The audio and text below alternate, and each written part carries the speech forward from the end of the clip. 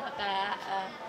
Aku mau nanya sih, tadi kan di studio nyebutin greeting cards ya dari Alma ke Maya gitu. Boleh nggak sih diceritain seperti apa sih Kak itu greeting cards-nya gitu?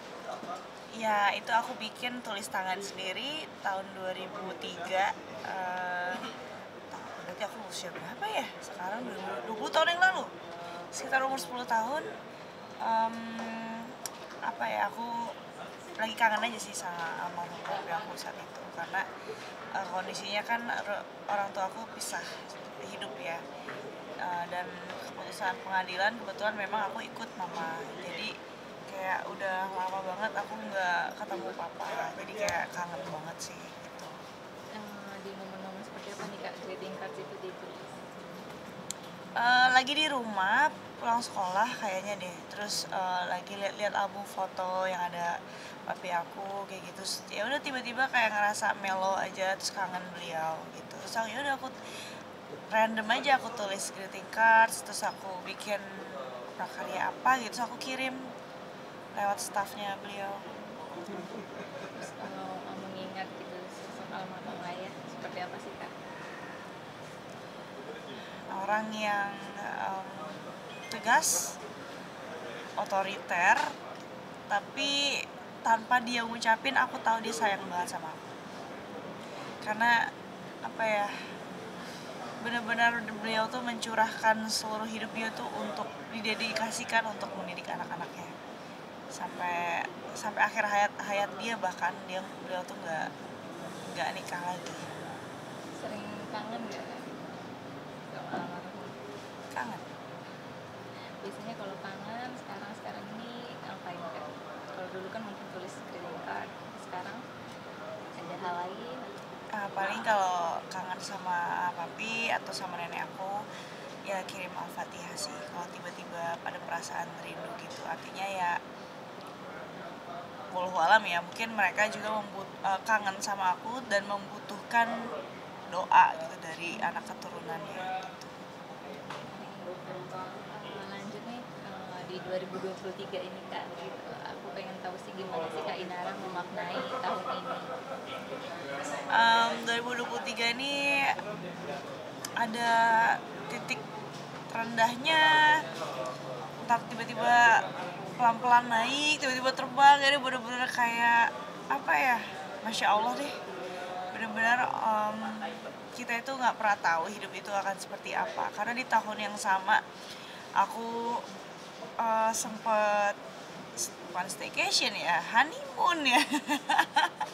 Sempet ngerasain honeymoon ke Bali, sempet ngerasain berantem-berantemnya, sempet bahkan ngalamin perpisahan, kemarin sidang, terus kemudian aku punya bisnis sekarang, terus punya karir, terus aktif lagi di entertain, terus membesarkan ketiga anak-anak aku sendiri, terus apa ya, jadi kalau mau disuruh cerita ya campur aduk gitu. 2023 ini bener-bener kayak ya bukan tahun yang terbaik, em, tapi bisa memberikan hikmah yang baik sih buat aku untuk menjadi pribadi yang jauh lebih baik ke depannya.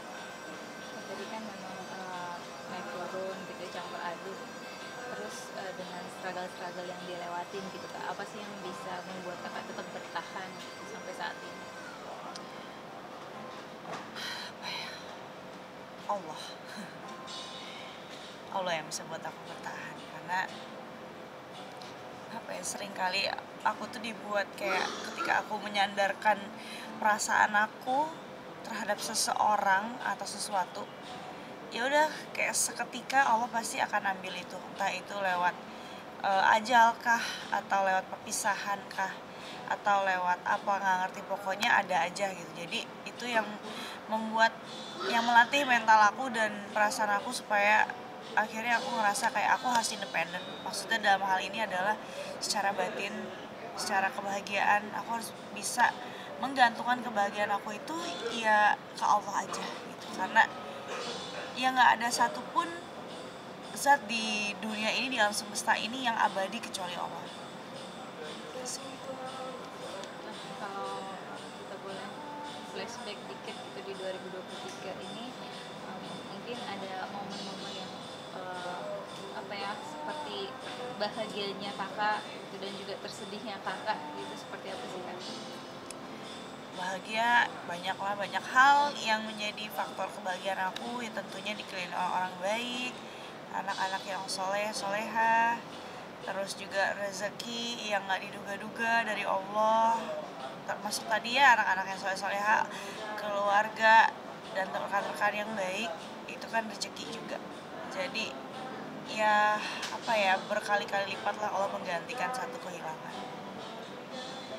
Kalau bagian tersedihnya gitu di tahun 2023 ini? Bagian tersedihnya adalah aku sempat merasa kayak down. Ya wajar, anak manusia ya, merasa kayak ini hukuman bukan sih, kayak gitu.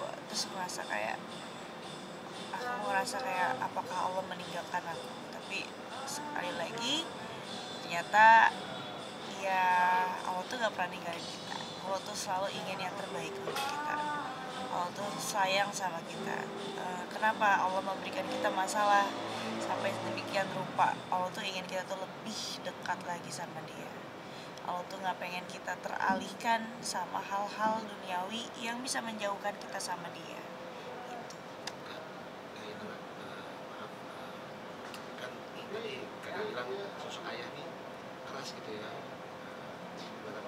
Kakak pernah bilang kalau dulu nih ngerasa tertekan gitu sama ayah. Tapi ketika maaf ya kak, sosok ayah sudah gak ada nih. Ada yang bilang gitu, nanti kita akan kangen nih di saat kakak ngerasa dulu gue di kelas ini sama bapak gue, bapak sekarang ternyata jadi kangen momen-momen itu. Gimana sih kak? Sebenarnya dari dulu juga aku sayang sama papi aku. Aku tahu maksud beliau tuh sayang banget sama aku. Cuman memang caranya agak lain ya. Agak beda dari orang tua kebanyakan gitu. Tapi ya itulah yang membuat aku tuh hormat banget sama papi aku. Aku tuh segan banget. Bahkan aku nggak berani berbohong sama beliau sama sekali, karena segitunya beliau sudah mendedikasikan hidup dia untuk anak-anaknya gitu kan. Jadi aku ngerasa kayak aku nggak pantas aja untuk mengkhianati beliau gitu. Kayak bahkan sampai hari ini juga aku berbuat baik ya memang karena Allah juga, tapi tentunya juga karena aku berusaha untuk menjaga apa yang sudah beliau tanamkan ke aku gitu, didikannya gitu.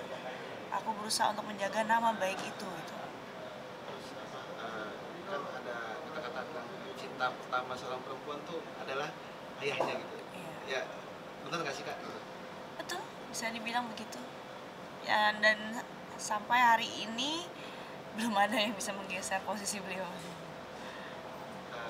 Maaf lagi nih kak, kan kakak kehilangan sosok ayah nih dengan anak-anak yang sekarang, gimana sih kakak memberikan pemahaman ke anak-anak gitu, dengan apa maksudnya ya posisi kakak yang bercerai seperti itu bang? Anak-anak sih sampai hari ini belum tahu kalau mami sama dirinya udah pisah. Mereka hanya tahu bahwa kita tuh sama-sama sibuk, sama-sama keluar rumah istilahnya kayak gitu, terus ganti-gantian jaga mereka. Taunya mereka seperti itu aja sih. Tapi ya mau dijelasin seperti apa ke mereka ya pastilah, maksudnya tapi nggak saat-saat ini karena mereka masih terlalu kecil untuk bisa mengerti hal-hal tersebut. Mungkin udah ditentuin kira-kira kapan, umur berapa atau gimana untuk kasih tahu? Ya ketika, kalau untuk Starla ya anak paling tua, karena dia yang paling lebih cepat nanti untuk mengerti kan. Ya ketika dia sudah menginjak usia balik sih. Oke. Nah, tadi kita udah Lanjut. Iya lanjut. Tadi kita udah bahas 2023 juga. Aku pengen tahu resolusi kakak nih di 2024. Resolusi 2024 mudah-mudahan cabang bube aku tambah banyak. Terus bisnis aku semuanya langgeng dan ekspansi semua, amin. Anak-anak sehat, tambah pinter, tambah banyak skillnya, tambah soleh-soleha, amin. Dan Allah menjaga keimanan aku dan anak-anakku semuanya, amin. Nah, itu aja sih. Terima kasih banyak. Terima kasih.